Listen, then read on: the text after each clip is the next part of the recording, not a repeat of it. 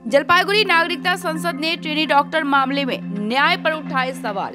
आरजीकर अस्पताल में trainee doctor के साथ हुई हैवानियत के मामले में संजय रॉय को Every drop of water counts. SBM Gold's water tank is the most sustainable and durable water storage solution available. Our hashtag असली commitment. आजीवन कारावास की सजा सुनाई गई, लेकिन क्या ट्रेनी डॉक्टर को उचित न्याय मिला? जलपाईगुड़ी नागरिक संसद ने सड़कों पर रैली निकालकर सवाल उठाए हैं। संजय रॉय की सजा सोमवार दोपहर को घोषित की गई और उस शाम नागरिक संघ ने जलपाईगुड़ी शहर के स्थित कदमतला चौराहे पर एक विरोध रैली आयोजित की। रैली में डॉक्टरों, शिक्षकों और वकीलों सहित विभिन्न क्षेत्रों के लोगों ने भी भाग लिया। नागरिक संसद के सदस्यों ने दोषी संजय रॉय की सजा पर असहमति व्यक्त की है। उन्होंने यह भी शिकायत की है कि घटना की उचित जांच नहीं की गई। संसद ने बताया कि वे घटना के पहले दिन ही सड़क पर है, लेकिन चूंकि कदम्बिनी को अभी तक न्याय नहीं मिला है, इसलिए वे न्याय मिलने तक अपना आंदोलन जारी रखेंगे।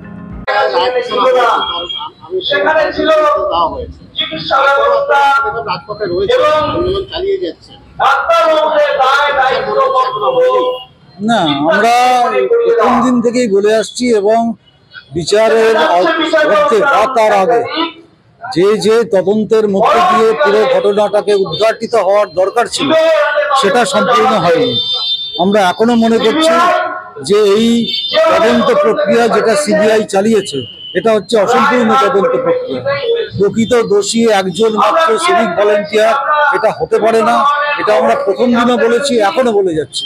সেই জন্য সমস্ত দোষীদের যতক্ষণ না পর্যন্ত শাস্তি হচ্ছে বা যতক্ষণ না পর্যন্ত তাদের বিচারের আওতায় আনা যাচ্ছে, আমরা এই লড়াই চালিয়ে যাব। সেই সাথে সাথে এই পুরো ঘটনার পরে তদন্ত লোপাটের জন্য যারা যুক্ত ছিল তাদের বিরুদ্ধে এখনো পর্যন্ত আমরা কোনো অ্যাডিশনাল চার্জশিট দেখতে পাইনি। আমরা চাই সমস্ত লোক যারা এই প্রমাণ লোপাটের জন্য দায়ী ছিল, যাদেরকে চিহ্নিত করেছিলাম আমরা, তাদেরকেও শাস্তির আওতায় আনতে হবে।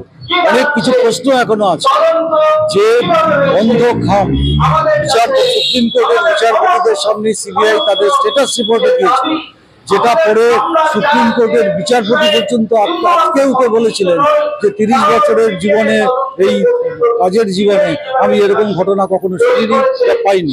তার কি হলো? কোথায় দাঁড়িয়ে আছে পুরো ঘটনাটা? একজন মাত্র সিভিক ভলান্টিয়ার, তার উপর গোটা ঘটনার দায় চাপিয়ে সিবিআই বা সরকার কেউ পার পেতে পারে। আমরা আমাদের লড়াই জারি রাখবো।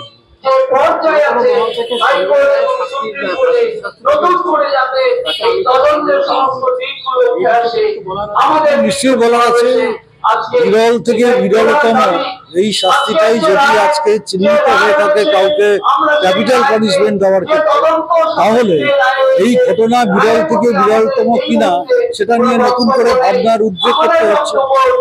এই ধরনের ঘটনা আমরা দেখেছি, ফারাক্কার ঘটনা দেখেছি, আমরা জয়নগরের ঘটনা দেখেছি। সেখানে কিন্তু যারা দোষী তাদেরকে ফাঁসির সাজা শোনানো হয়েছে।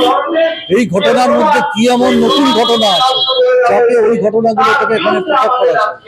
সেইখানেই একটা প্রশ্ন যে বিচারকের সামনে, আদালতের সামনে কি কোনো সংশয় ছিল সে প্রকৃত দোষী কিনা, এটা কি তারা সত্যি সত্যি চিহ্নিত করতে পেরেছে? না হলে এই ধরনের একটি নৃশংস ঘটনা তাদের সর্বোচ্চ সাজা হবে না, এটা খুব বিস্ময়ের উদ্যোগ। আমরা পাচ্ছি।